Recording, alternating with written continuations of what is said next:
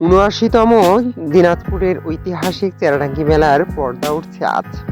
আর এই মেলাকে ঘিরে গেল বছরগুলোর তুলনায় এবছর যেন কোনো ধরনের হাঁক ঢাক নেই। কেন হাঁক ঢাক নেই সেসবেরও রয়েছে সুনির্দিষ্ট কারণ।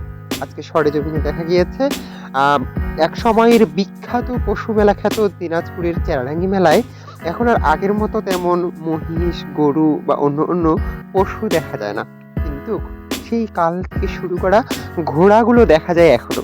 দেশের বিভিন্ন প্রান্ত থেকে আসতে শুরু করেছিল এখানে বিভিন্ন জাতের ছোট বড় ঘোড়া। আর এসব ঘোড়াই যেন এখন এই মেলার পশুর অবদান রেখে চলেছে অপরিসীম। সম্প্রতি আজকে ছাপা বাহির হওয়ার মধ্য দিয়ে এবং আনুষ্ঠানিক একটি যাত্রার মধ্য দিয়ে এই মেলার কার্যক্রম শুরু করেছে কর্তৃপক্ষ। বাংলাদেশের সূচনা তখনও হয়নি, তখনও কি ব্রিটিশদের শাসনামল চলছে, ঠিক তখনই যেন এই বাংলাদেশ নামে বাংলাদেশ চেরাডাঙ্গি মেলার নামকরণ করা হয়।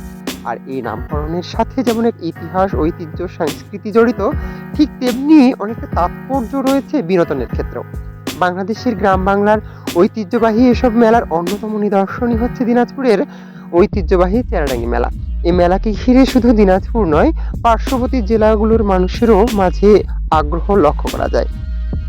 এখানে যেমন দূর দূরান্ত থেকে বণিকরা আসে, বিভিন্ন ধরনের ব্যবসা বাণিজ্যের পাশাপাশি যেমন ইতিহাস, ঐতিহ্য, সংস্কৃতির প্রচলন এবং এখানে বিনোদনের আত্মচিৎকার, আত্মতুষ্টি মেলে, ঠিক তারই ধারাবাহিকতায় যেন চলে গিয়েছে ৭৮টি বছর।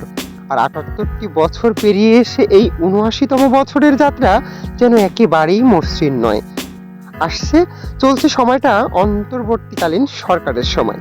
সরকারও চায় না তেমন কোনো ধরনের ঝাঁকি পোহাতে, ফলে নিরাপত্তা জড়িত কারণ থাকে নানান ঝাঁকি ঝামেলা। আর এসব ঝাঁকি ঝামেলাকে এড়িয়ে বর্তমান সরকার চাইছে একেবারেই নিরিবিলিভাবে মেলাটি উদযাপন করার জন্য।